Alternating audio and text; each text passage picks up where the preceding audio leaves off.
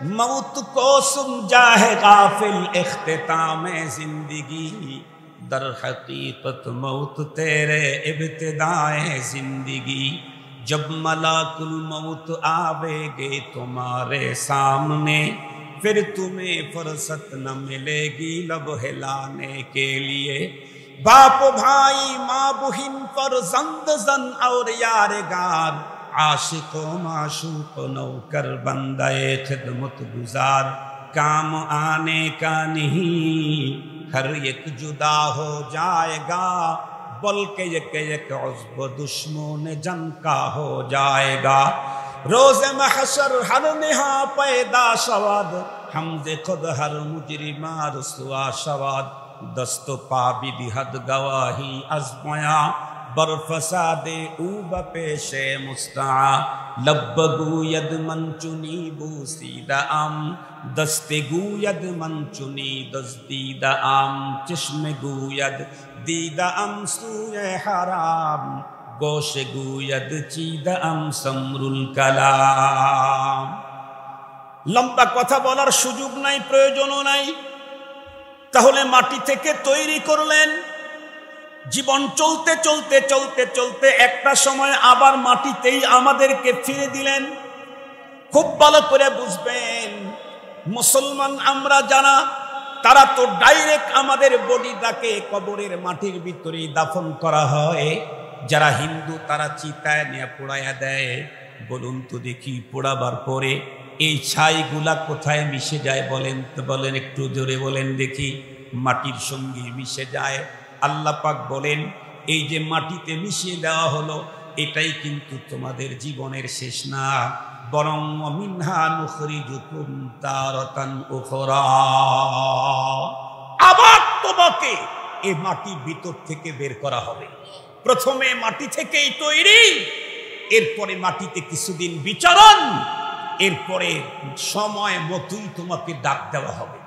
তামাম দুনিয়া মিলে আমার দেওয়া টাইমের 1 সেকেন্ড কেউ বাড়াইতে পারবে না। তামাম দুনিয়ার সব লাইফ সাপোর্ট যদি তোমার উপরে ব্যয় করে 1টা সেকেন্ড তোমার বাড়াইতে পারবে না। আর দুনিয়ার সবাই মিলে তোমাকে হত্যা করার চেষ্টা যদি করে, আমার দেওয়া টাইমের 1 সেকেন্ড আগে পৃথিবীর কেউ তোমাকে মারতে পারবে না, তুমি নিজেও মরতে পারবে। আল্লাহর দেওয়া নির্ধারিত টাইমের 1 সেকেন্ড আগে দুনিয়া আমাকে মারতে পারবে না, আমি নিজে ইচ্ছা করলেও মরতে পারব। এজন্য দেখেন না, গাড়ি অ্যাক্সিডেন্ট হয়েছে, ছেলেকে মা কোলের ভিতরে নিয়েছে, মা মারা গেছে, বাবাও মারা গেছে, সামনের সবাই মারা গেছে, 5 বছরের শিশুটা অক্ষত অবস্থায় বেঁচে আছে। ওরে বাঁচাইল কে? কথা বলেন কে? ওর আয়ু শেষ হয় নাই, এ কারণে গাড়ি ওর উপর দিয়ে চলে গেছে, শেষ হয়ে যাওয়ার কথা, লাফ দিয়ে উঠে দৌড় দিয়েছে।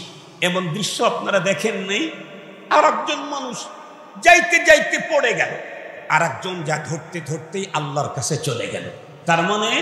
তার মানে ওর আয়ু যখন শেষ হয় তখন কাউকে মারতে হয় না, ও এমনি চলে যায়, ও তখন অটোমেটিকলি চলে যায়।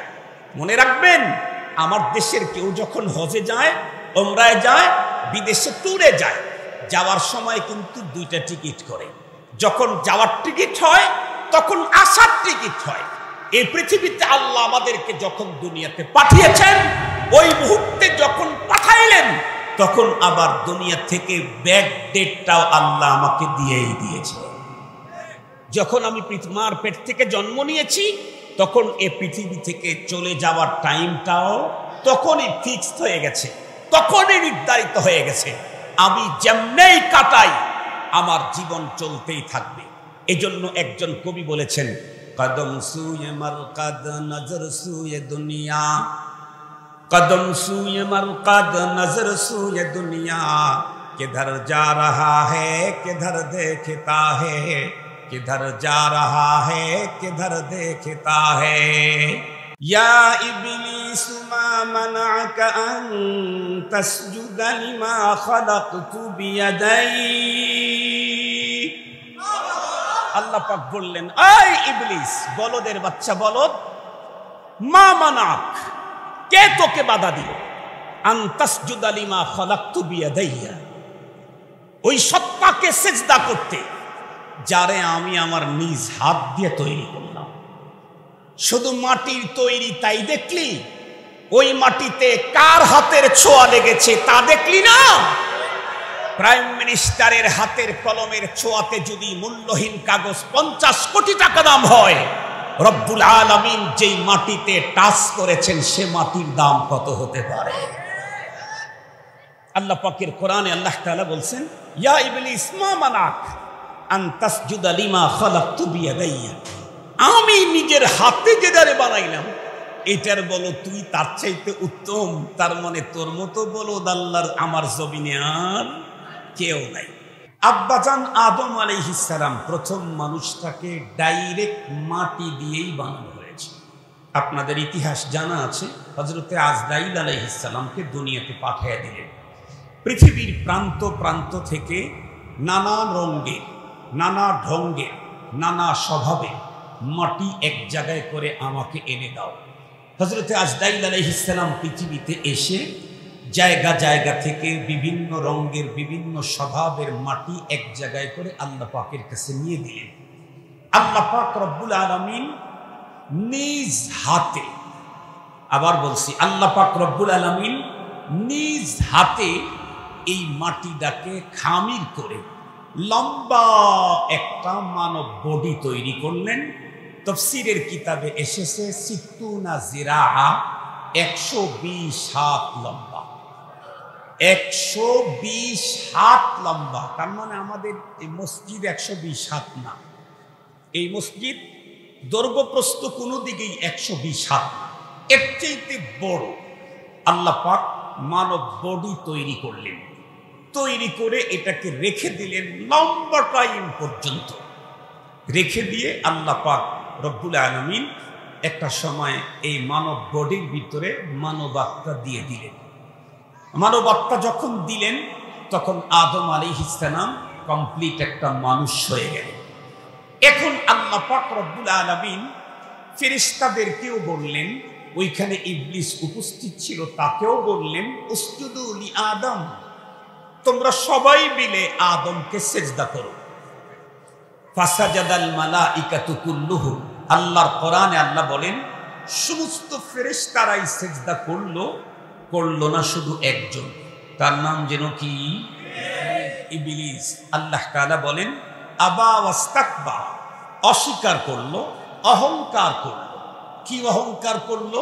কোরআনে পাকের অন্য আয়াতে বলেন, সে বলে যে আনা খায়রুম মিনহু, হায় আল্লাহ আমি তাকে সিজদা করব কেমনে? খালাকতানি মিন নার ওয়া খালাকতাহু মিন তিন, আমাকে তুমি আগুন দিয়ে তৈরি করেছো আর তারে বানাইছো তুমি মাটি দিয়ে।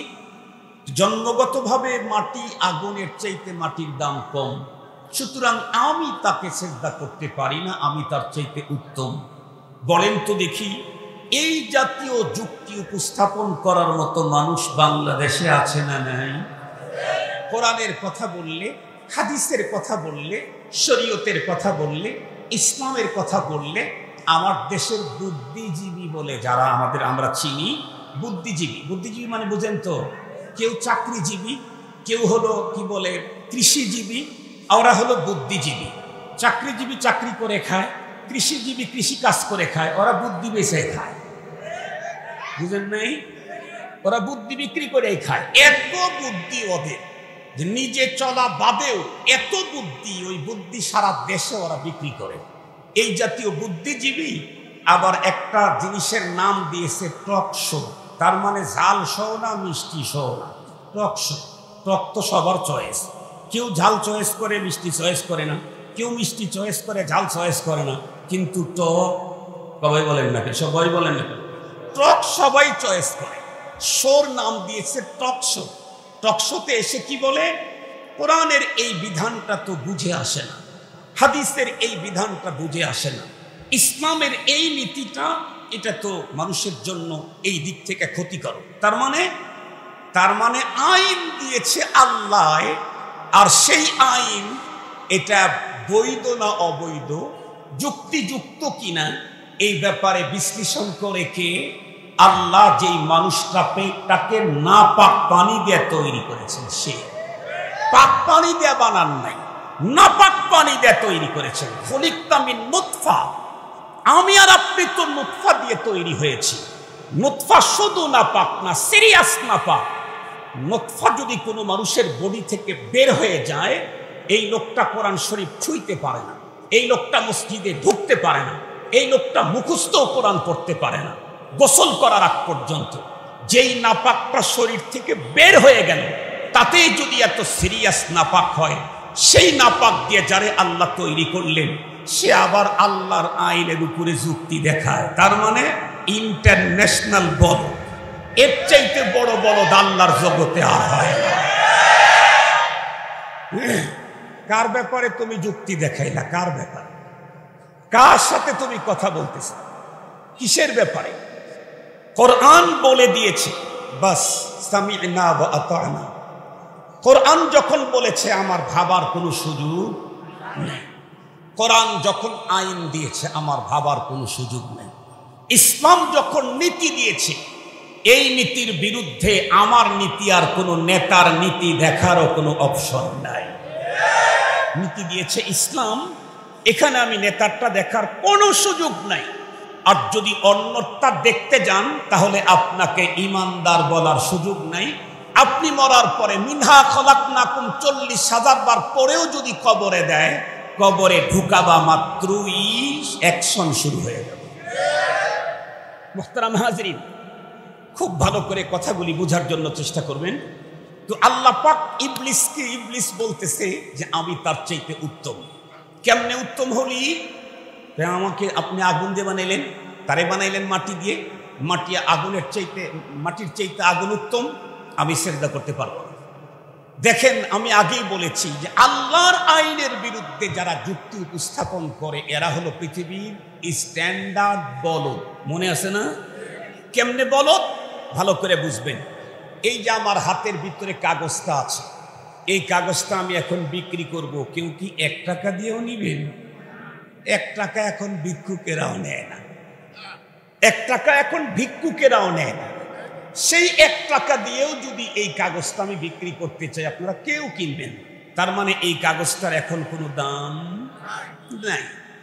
কিন্তু এই কাগজের উপরে যদি আমাদের মাননীয় প্রধানমন্ত্রী শেখ হাসিনা, উনি ওনার নিজের হাতে কলম দিয়া স্বহস্তে যদি লিখে দেন, এই পত্র বাহককে, কাগজের বাহককে 50 কোটি টাকা দিয়ে দেওয়া হোক শেখ হাসিনা, এখন এই কাগজের দাম কত?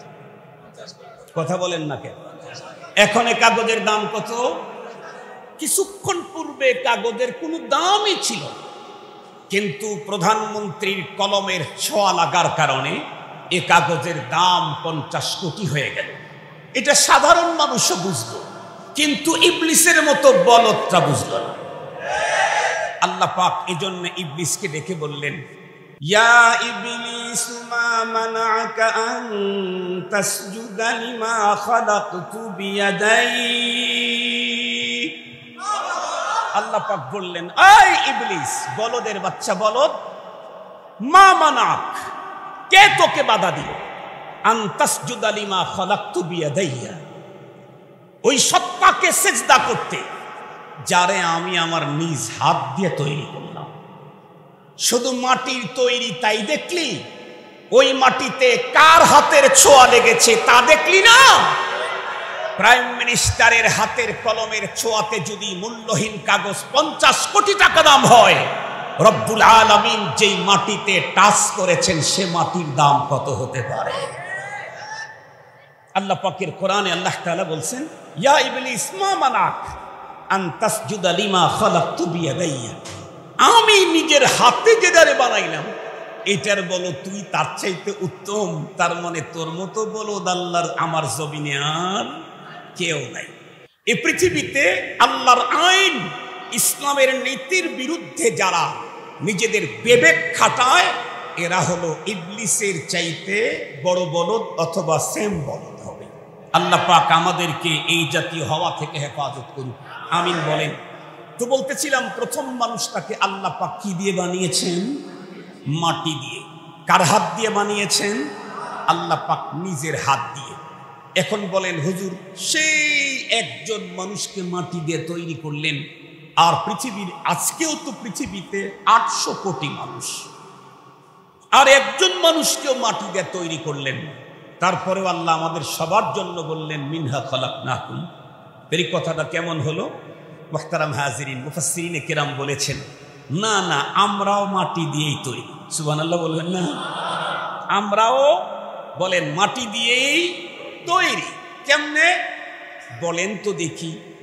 আমার আমার আমার আগে আমার বাবার কথাই বলি। আমি আসছি কোথা থেকে? মা বাবার মিলনে বাবার পৃষ্ঠদেশ থেকে বিশেষ এক প্রকারের প্রাণী মার 3 স্তরের সংরক্ষিত এরিয়াতে আল্লাহ তাআলা ট্রান্সফার করে নিয়েছেন। 3 স্তরের সংরক্ষিত এরিয়া। আল্লাহ পাক বলেন ফি দুলুমাতিন সালাস। আল্লাহ পাকের কোরআন আল্লাহ তাআলা বলেন ওই এরিয়াতে আমি নিয়ে, যেখানে পৃথিবীর কোনো সায়েন্টিস্টের মেকানিজম চলে না, সেখানে আমি আমার কুদরতি মেকানিজম চালাইতে থাকি। সুবহানাল্লাহ। ওখানে মেকানিজম চলে কার? আদম আলাইহিস সালামকে তৈরি করতে কার হাত ব্যবহার হয়েছিল? আল্লাহ। আমাকে তৈরি করতেও কুদরতি খোদাই মেকানিজম চলে। পৃথিবীর কোনো সায়েন্টিস্টের মেকানিজম মার 3 স্তরে সংরক্ষিত এরিয়াতে চলে না। রব বলেন আমি আমার কুদরতি মেকানিজমে 40 দিন পর্যন্ত মেহনত করে, মেকানিজম করে মায়ের পেটের সুরক্ষিত জায়গার পানিটাকে আমি রক্তে পরিবর্তন করে দেই। 40 দিন সময় লাগায়া। এর 40 দিন পরে আবার এটাকে গোশত বানিয়ে ফেলি। এর 40 দিন পরে আবার এটাকে অস্থির হাড্ডিতে রূপান্তরিত করি। এর 40 দিন পরে ওই হাড্ডির উপরে আমি গোশতকে সাজায়া দিই। সুম্মা আনশানাহু খালকান আখার, কমপ্লিট একটা মানুষের সূরত দান করি। ফাতাবারাকাল্লাহু আহসানুল খালিকিন। মুহতারাম হাজরিন, কিন্তু এই যে মার বাবা শরীরের বিশেষ অঙ্গ দিয়ে বিশেষ জায়গা থেকে যে পানিটা আসলো, এই পানিটা তৈরি করতে রব কি নিলেন? আপনি সায়েন্টিস্টদেরকে জিজ্ঞেস করেন, মানব দেহে স্বামী স্ত্রীর মিলনের সময় আল্লাহ তাআলা মানব দেহের ব্লাডের ভিতরে তরঙ্গ তৈরি করে দেন। ব্লাডের ভিতরে তরঙ্গ তৈরি হয়। পানি যদি তরঙ্গ তৈরি হয় তাহলে ফেনা তৈরি হয়। পানির তরঙ্গ থেকে ফেনা তৈরি হয়। মানব দেহের ব্লাডের ভিতরে তরঙ্গ তৈরি হলে সেখান থেকে আল্লাহ তাআলা ওই পানিটা তৈরি করে দেন।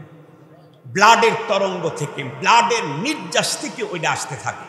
ব্লাড তৈরি করলেন কি দিয়ে? খুব ভালো করে বুঝবেন।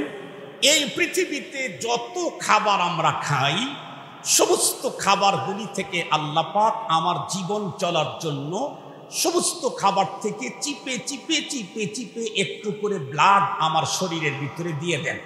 যেমন মাছ খাই, গোশ খাই, আম খাই, জাম খাই, কাঁঠাল খাই, ফল খাই, নান খাই, রুটি খাই, অমক খাই, তমক খাই, সবগুলি থেকে আল্লাহ চিপে চিপে চিপে চিপে একটু ব্লাড বের করেন। 2 কেজি আম খাইলে 2.5 কেজি ব্লাড কোনো দিন হয় না। না আপনারা কি বলেন? আপনারা সর্ষে ভাঙাইছেন জীবনে কোনো দিন? আরে সর্ষের তেলের মিলই তো আপনাদের গ্রামে আছে। আপনারা কি দেখেছেন? 1 কেজি সর্ষে দিলে 3 কেজি তেল হয়? জোরে বলেন। 1 কেজি সর্ষে দিলে 3 কেজি তেল হয়? কোনো দিন না। কি হয়?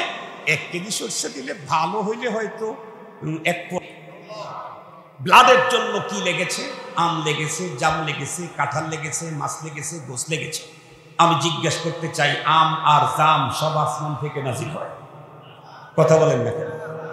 আম আর জাম সব আসমান থেকে পড়ে?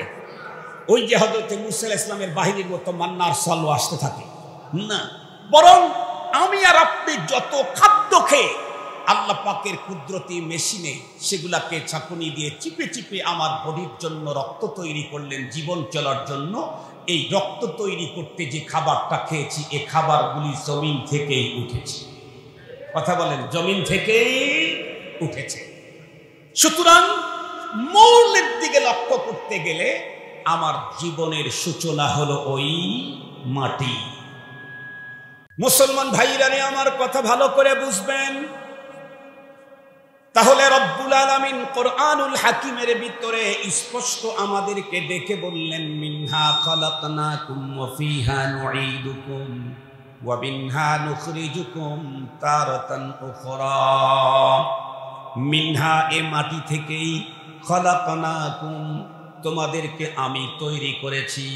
তোমাদের আব্বাজান আদম আলাইহিস সালামকে ডাইরেক্ট মাটি থেকেই তৈরি করেছি, আর তোমাদেরকে ইনডাইরেক্ট হলেও অনেক দূরের সম্পর্ক হলেও তোমাদেরকেও মাটি থেকেই তৈরি করেছি।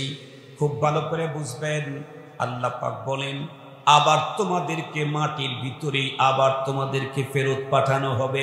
ওয়া ফিহা নুঈদুকুম, এখন আবার মাটির ভিতরেই তোমাদেরকে রেখে দেওয়া হলো, আমাকে রাখা হবে।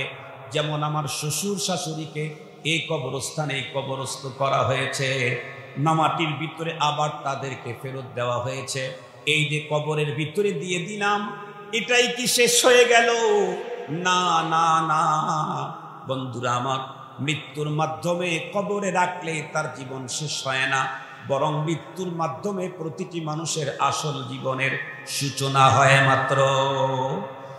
এজন্য কবি বড় চমৎকার বলেছেন, মৌত কো সুম জাহে গাফিল ইখতিতামে জিন্দেগি, দর হकीकत मौत तेरे इब्तिदाए जिंदगी, जब मलाकुल मौत आवेगे तुम्हारे सामने, फिर तुम्हें फुर्सत न मिलेगी लब हिलाने के लिए।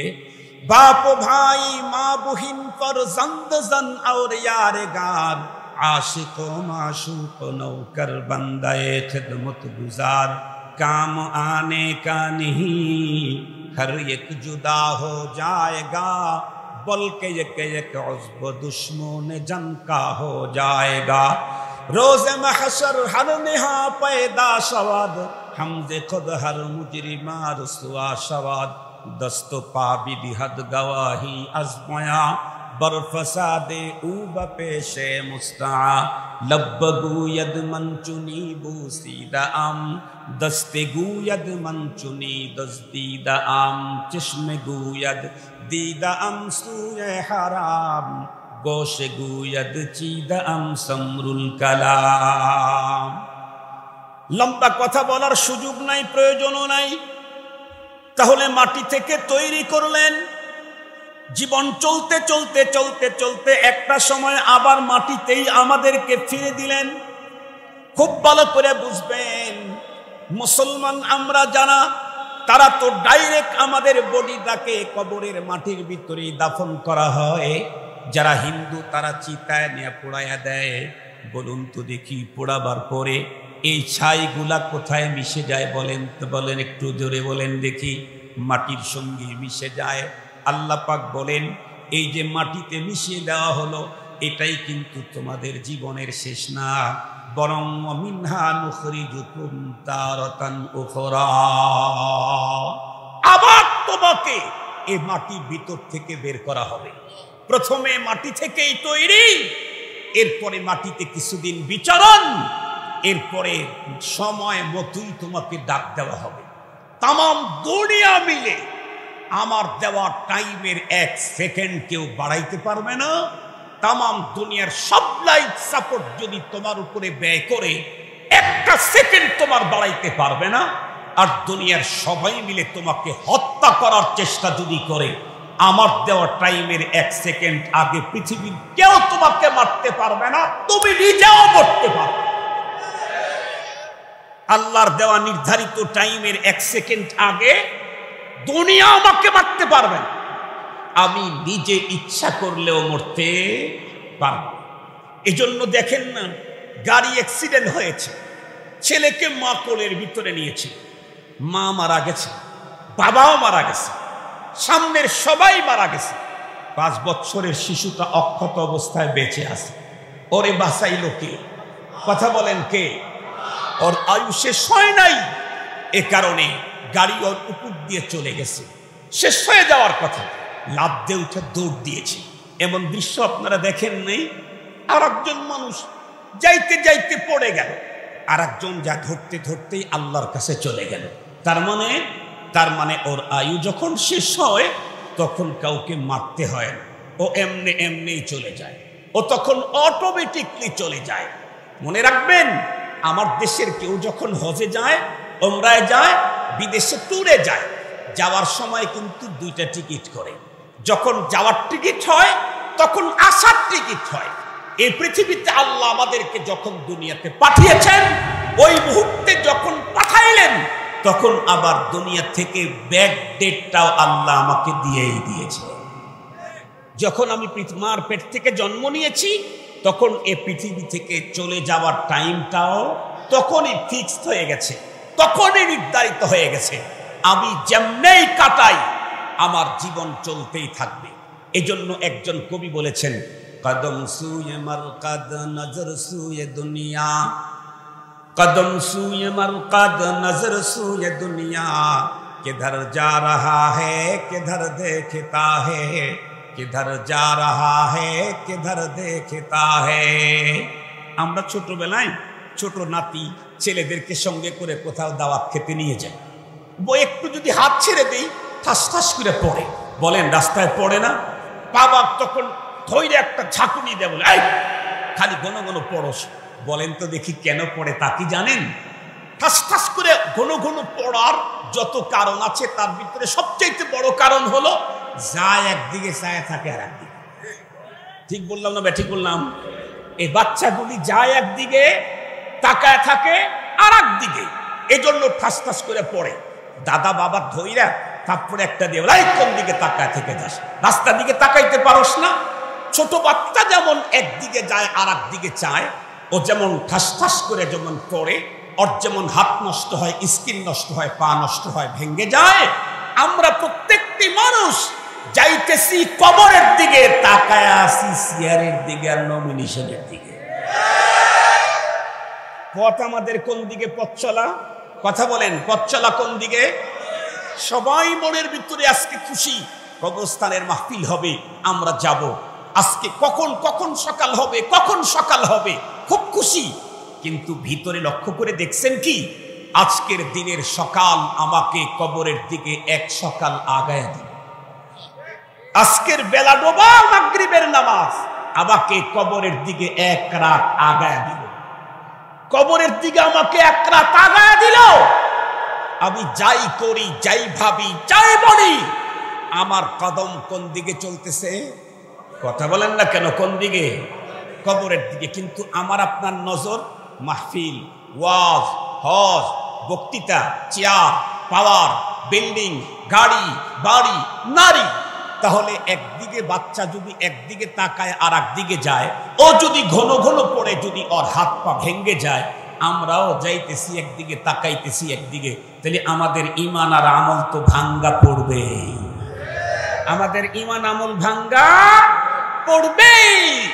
কবরের দিকে যাইতেছি, কবরের দিকেই যদি তাকায় থাকি, আমার ঈমান আমল ভাঙ্গা পড়বে না।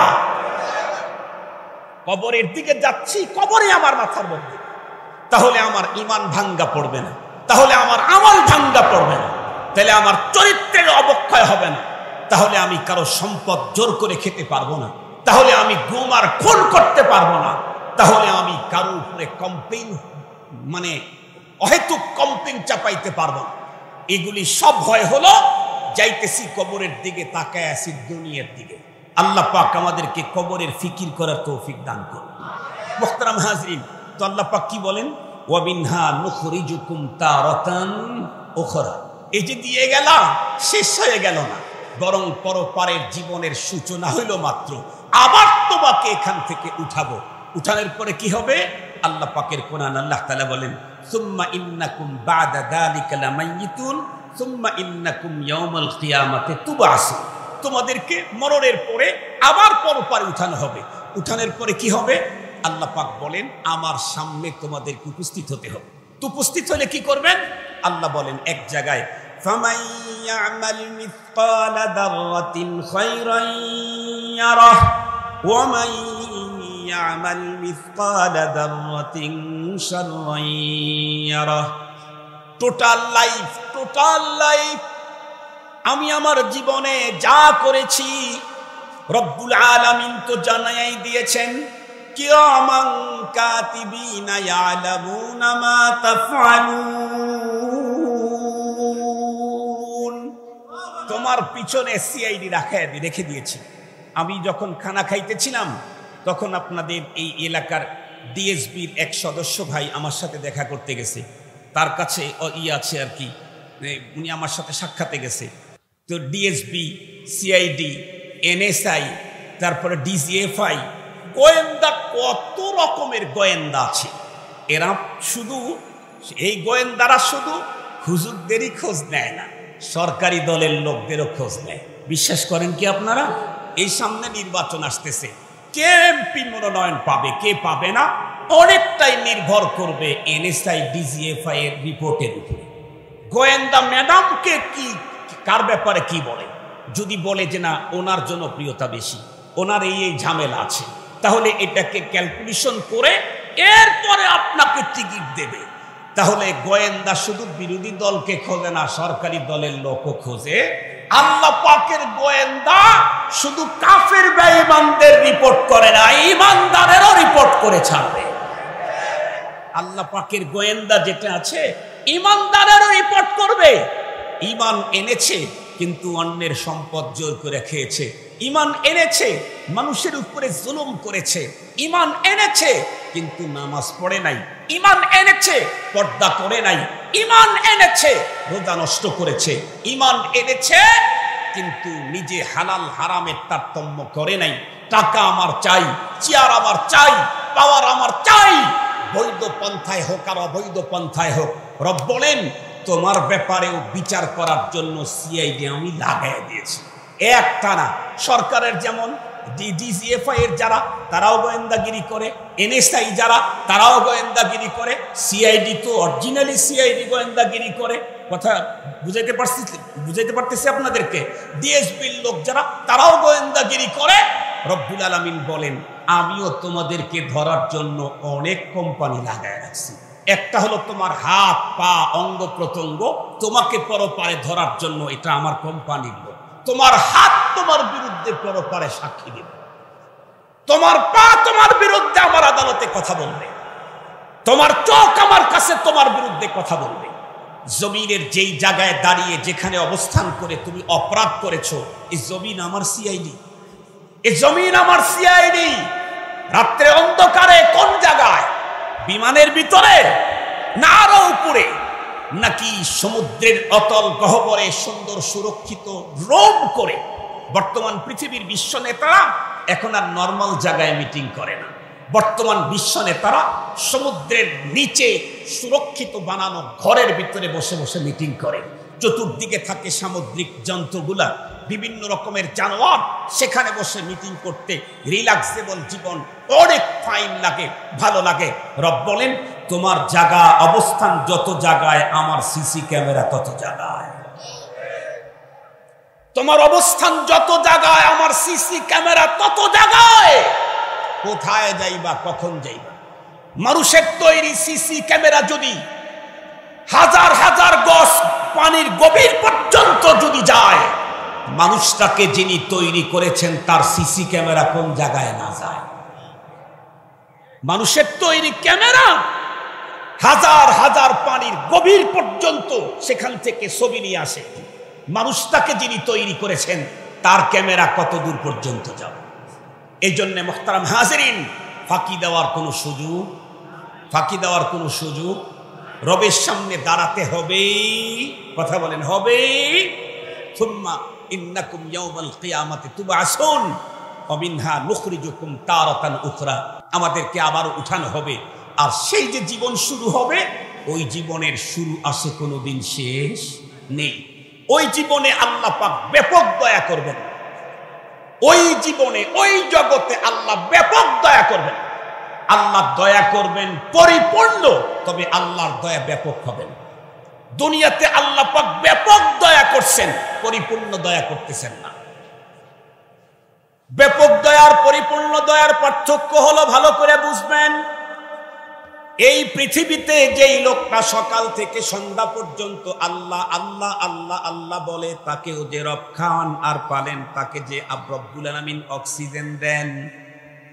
এই দুনিয়াতে যেই মানুষটা 24 ঘন্টা আল্লাহর বিরোধিতা করে, তাকেও অক্সিজেন বিনা পয়সায় সরবরাহ করেন কে? তার মানে আল্লাহর দয়া হলো ব্যাপক। হিন্দু মুসলিম বৌদ্ধ চাড়াল সবাই দুনিয়াতে আল্লাহ পাকের দয়া পায়, কিন্তু পরপারে আল্লাহ পাক রব্বুল আলামিন ব্যাপক দয়া করবেন না। সেই দিন তো শুধুমাত্র কেবলমাত্র ঈমানদারদেরকেই দয়া করবেন। তবে ঈমানদারদেরকে যেই দয়াটা করবেন রব্বুল আলামিন পরপারে সেই দয়াটা হবে পরিপূর্ণ। তার মানে দুনিয়াতে ঈমানদারকেও কাজ করে খেতে হয়, বেঈমানকেও কাজ করে খেতে হয়। বেঈমানের জন্য অক্সিজেন বন্ধ হয় না, ঈমানদারের যেমন বেঈমানের তেমন। কিন্তু পরপারে আল্লাহ পাক কোনো বেঈমানকে দয়া করবেন না, ঈমানদারকে এমন দয়া করবেন কোনো ঈমানদারকে দুনিয়ার কোনো কাজ করে তখন আর খেতে হবে না। আল্লাহ পাকের কোরআন আল্লাহ বলেন, ওয়ালাকুম ফিহা মা তাশতাহি আনফুসুকুম ওয়ালাকুম ফিহা মা তাদউন নুজুলাম মিন গফুরির রহিম।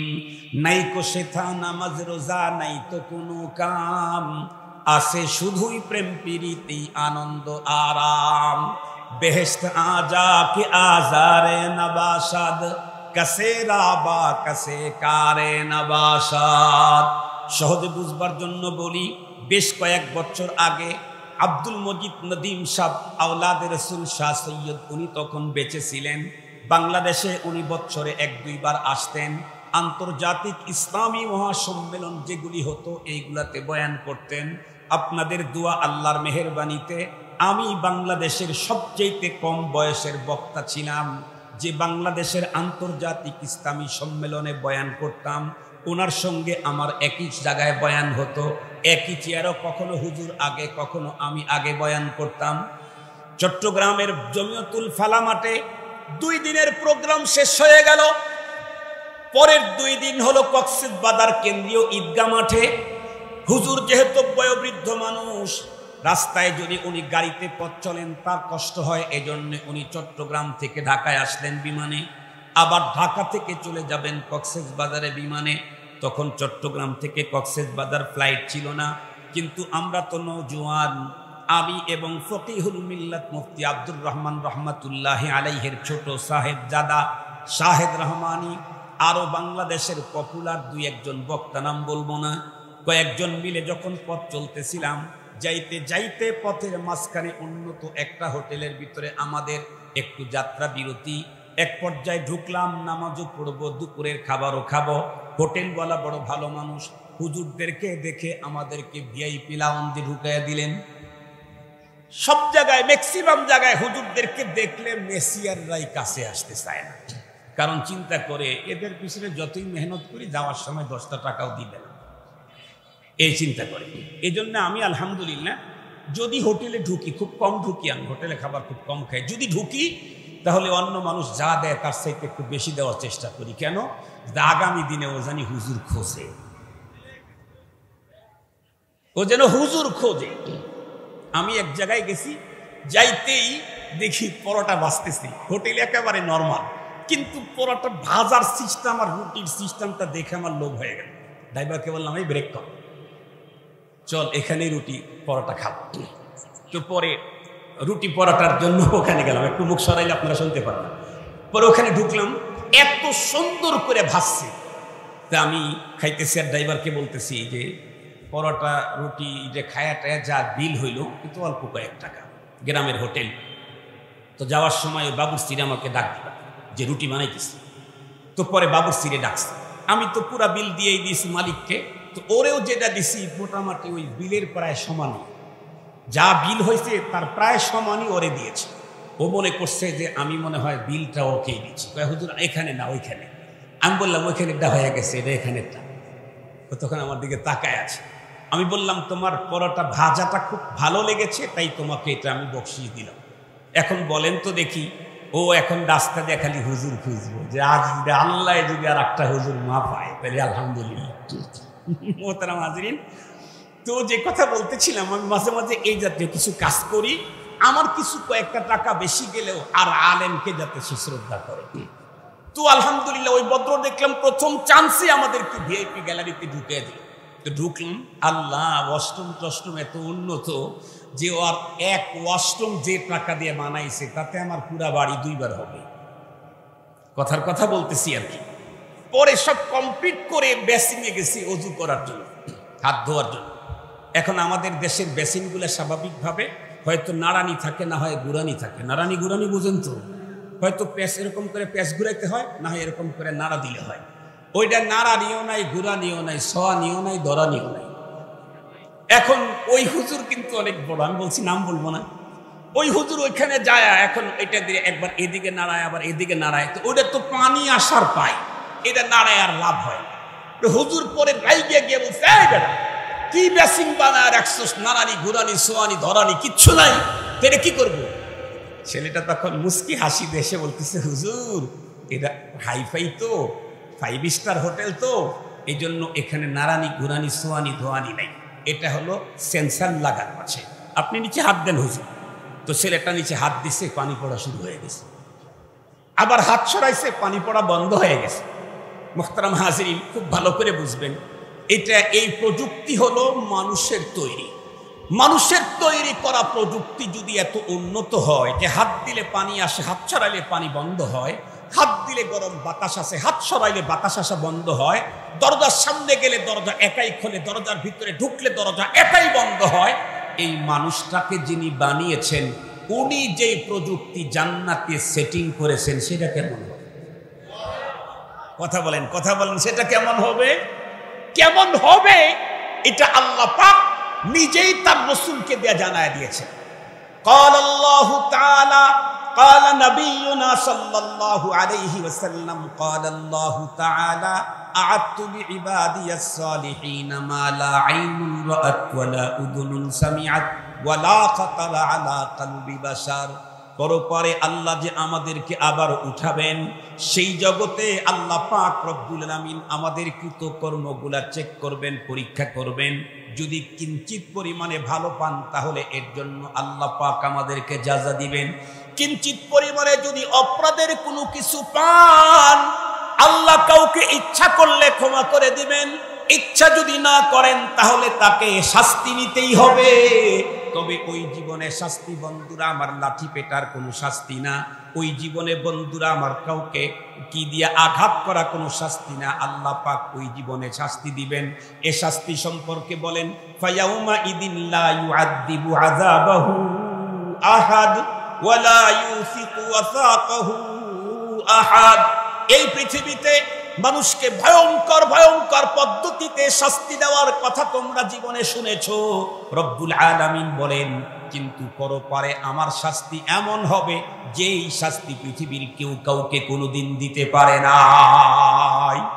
পৃথিবীতে অপরাধীদেরকে বাঁধার অনেক পদ্ধতির কথা শুনেছো, কিন্তু আমি যে পরপারে বাঁধবো এই রকমের বাধা পৃথিবীর কেউ কোনোদিন বাঁধতে পারে নাই। সঙ্গত কারণে তুমি যদি পরপরের জীবনে নিরঙ্কুশ যদি মুক্তি পেতে চাও, তাহলে তোমাকে দুনিয়া থেকে অল্প হায়াতের ভিতরে চিরস্থায়ী জীবনের পুঁজি গোছায় নিয়ে যেতে হবে। অনেকগুলি পুঁজির দরকার নাই, মাত্র 2টা পুঁজি যদি আমরা দুনিয়া থেকে নিয়ে যেতে পারি, তাহলে আমি মৃত্যুর সময় আল্লাহ পাক আমাকে জান্নাতের ঠিকানা দেখায়া দিবেন। মরে জান্নাতে যাব, তার আগে জান্নাতটাকে দেখতে পাবো। মুহতারাম হাজিরিন, সেই 2টা ঠিকানা কি? 2টা জিনিস, 2টা পুঁজি কি? 1 নাম্বার হলো ঈমান, আর 1 নাম্বার হলো ইসলাম। অথবা আর এক শব্দে বলতে পারেন, একটা হলো ঈমান আর একটা হলো নেক আমল। আমরা আমাদের টোটাল লাইফে ঈমানটা যদি পিওর করতে পারি, খাঁটি করতে পারি, আর যদি নেক আমল করতে পারি, তাহলে মৃত্যুর সময় আল্লাহ যেই ফেরেশতাকে আমার জান কবজ করার জন্য পাঠাবেন, ওই ফেরেশতাকে বইলা পাঠাবেন, এই যা আমার বান্দার জান কবজ করার আগে তাকে আগে সুসংবাদ শোনায়। আমার বান্দার জান কবজ করার আগে সুসংবাদ শোনায় দে, তার জন্য জান্নাতের দুনিয়া থেকে ফেরেশতার কাছে জান্নাতের সুসংবাদ পাওয়ার পরে তার মৃত্যু হবে। আল্লাহ পাকের কোরআনে আল্লাহ পাক নিজেই বলেন, ইন্নাল্লাযীনা ক্বালু রাব্বুনাল্লাহ সুম্মা ইসতাকামু তাতানাজ্জালু আলাইহিমুল মালাঈকা আল্লা তাখাফু ওয়া লা তাহজানু ওয়া আবশিরু বিল জান্নাহ